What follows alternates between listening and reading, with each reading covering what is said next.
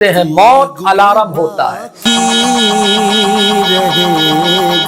موت ہر کسی کی موت، اگر کوئی آپ کے سامنے مر رہا ہے تو وہ تو چلا گیا، لیکن اس کے بعد وہ ایک الارم بجا کر چلا گیا آپ کی تنبیہ کے لیے، آپ کو غفلت سے جگانے کے لیے کہ جس مرحلے سے یہ گزر رہا ہے کل کے دن آپ کو بھی اسی مرحلے سے گزرنا ہے۔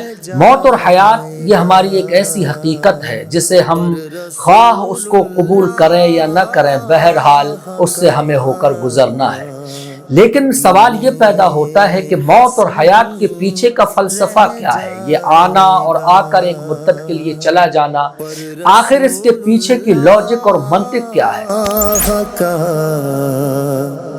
ابھی احمد آباد میں جو پلین کریش ہوا ہے اور جو حادثہ ایک خطرناک حادثہ ہوا ہے، آپ اس حادثے سے آپ نے کیا سیکھا ہے کہ جن لوگوں کے ساتھ یہ حادثہ ہوا ہے ایک منٹ پہلے تک ان کے کیا خواب ہوں گے؟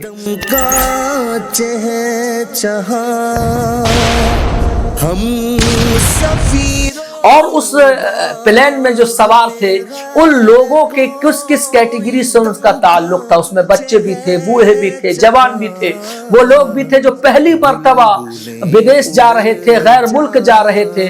اور جب کوئی غیر ملک پہلی مرتبہ جاتا ہے تو خوابوں کا ایک پوری دنیا، ایک پورا عالم ہوتا ہے، ایک رنگین دنیا ہوتی ہے جس سے وہ اپنی آنکھوں میں، اپنے ذہن کے کینوس میں سجا کر جاتا ہے۔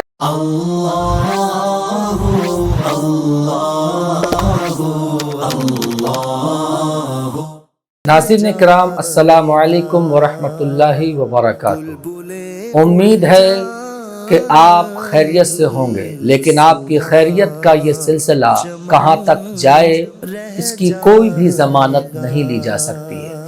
آج ہماری سانسیں چل رہی ہیں، لیکن کل یہ سانسیں چلیں نہ چلیں ہمیں اس کا علم نہیں ہے۔ موت اور حیات یہ ہماری ایک ایسی حقیقت ہے جسے ہم خواہ اس کو قبول کریں یا نہ کریں، بہرحال اس سے ہمیں ہو کر گزرنا ہے۔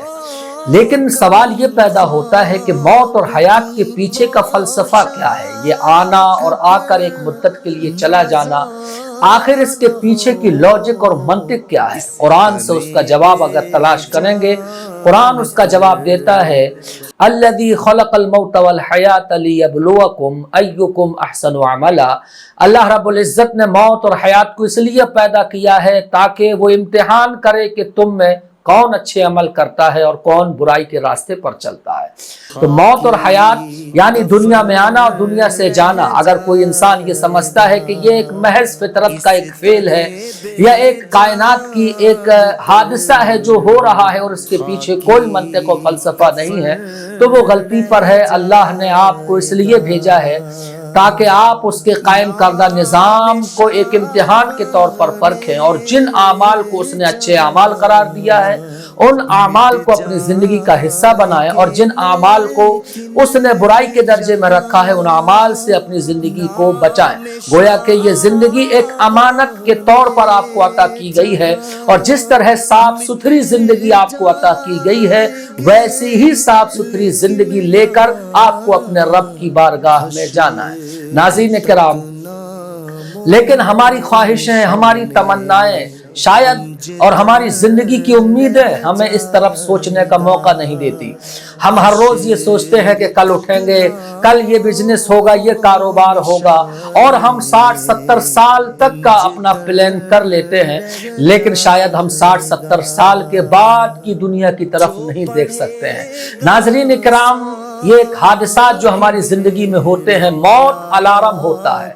موت ہر کسی کی موت، اگر کوئی آپ کے سامنے مر رہا ہے تو وہ تو چلا گیا، لیکن اس کے بعد وہ ایک الارم بجا کر چلا گیا آپ کی تنبیہ کے لیے، آپ کو غفلت سے جگانے کے لیے کہ جس مرحلے سے یہ گزر رہا ہے کل کے دن آپ کو بھی اسی مرحلے سے گزرنا ہے۔ اپنے خوابوں کو، اپنی خواہشوں کو سمیٹو اور اس مقصد پر نظر رکھو جس مقصد کے لیے دنیا میں آپ کو بھیجا گیا ہے۔ آپ کو کیا معلوم، ابھی احمد آباد میں جو پلین کریش ہوا ہے और जो हादसा एक खतरनाक हादसा हुआ है, आप उस हादसे से आपने क्या सीखा है? कुछ लोग कह रहे हैं कि मैं ये चाहता हूं कि आइंदा मुझे प्लेन से सफर करने में दिक्कत होगी, मैं आइंदा प्लेन से सफर नहीं करूंगा। कुछ इस तरीके के मामलात और इंटरव्यूज भी आए हैं जिसमें बहुत से लोगों ने बरत का इजहार किया है। लेकिन क्या आप प्लेन से तो बच सकते हैं, भाग सकते हैं।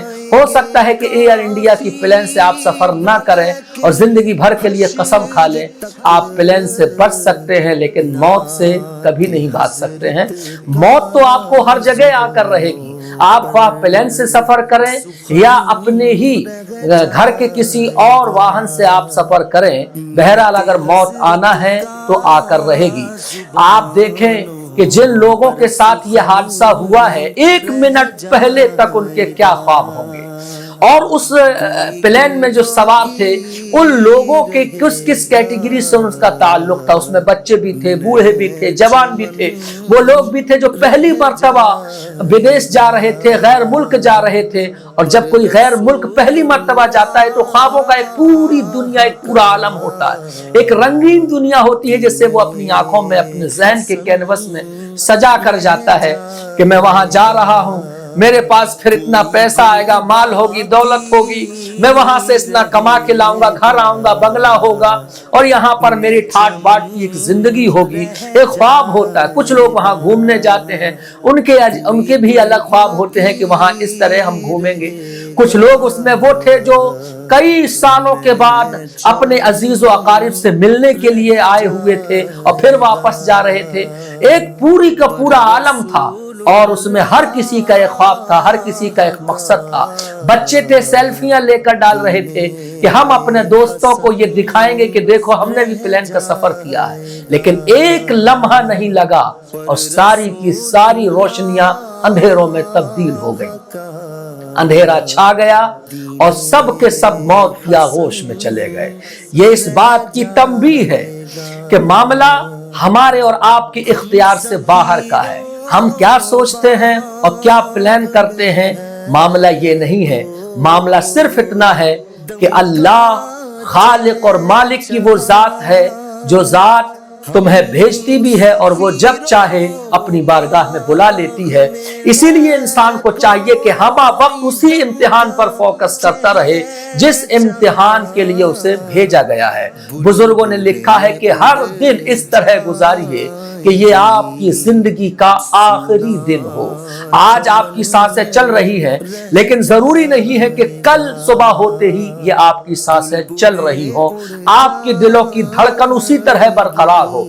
आज आप जो दिन गुजारें वो अपनी जिंदगी का आखिरी दिन समझें, और जो आखिरी दिन समझेगा, क्या आप कह सकते हैं कि अगर आपको मैं बता दूं कि आज के बाद आपकी जिंदगी नहीं रहेगी, कल आपको मरना है, तो मैं जानता हूं कि फिर आप किसी पड़ोसी से लड़ेंगे नहीं, फिर आप किसी का हराम का नहीं खाएंगे, फिर आप नमाज नहीं छोड़ेंगे। हो सकता है कि उस दिन आप 5 वक्त की नमाज भी पढ़ें और आपकी जबान पर सिर्फ अल्लाह का जिक्र हो, दुरूद हो, सलाम हो। इसी तरह आप सोचेंगे कि मैं अपने रब की बारगाह में हाजिर हो जाऊं। लेकिन शैतान जिस तरह हमें जिंदगी की उम्मीदें दिलाता है, वो जिंदगी की उम्मीदों ने हमें रब की बारगाह से और उस इम्तिहान से गाफिल कर दिया है जो इम्तिहान के लिए हमें भेजा गया है।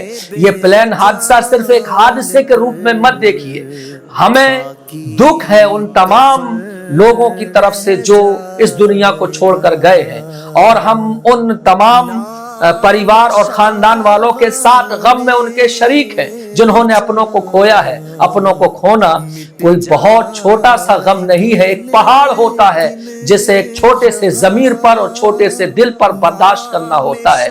लेकिन एक मोमिन इसको जिस नजरिए से देखना चाहिए, मोमिन उसको इस नजरिए से देखता है कि ये हादसा कल उसके साथ हुआ है और उसे मौका तक नहीं मिला कि वो अपने रब के हुजूर अपनी सारी बुराई की जिंदगी से तौबा कर लेता, या जिन्होंने جن کے ساتھ اس نے برا کیا تھا شاید وہ ان سے معافی مانگ سکتا تھا لیکن معافی مانگنے تک کا موقع نہیں ملا۔ دونوں لوگ ایک طرف سوچ رہے ہیں، جو چلے گئے وہ شاید یہ سوچ رہے ہوں گے کہ ہم اپنے سارے معاملات صاف کر کے آتے، اور جو یہاں باقی ہیں وہ سوچ رہے ہوں گے کہ کاش کہ میرا بھی اس کے ساتھ معاملہ تھا اور میں اس معاملے کو صاف کر لیتا۔ ناظرین اکرام، اس حادثے سے ہمیں یہی سبق ملتا ہے کہ ہم بھی ہمیشہ اللہ رب العزت کی بارگاہ میں حاضر ہونے کے لیے تیار رہیں اور اپنی زندگی کو ایک امتحان سمجھیں اور امتحان پر ہمیشہ فوکس کریں۔ اللہ تعالیٰ مجھے اور آپ کو توفیق عطا فرمائے۔ محفوظ اس کا تن بدن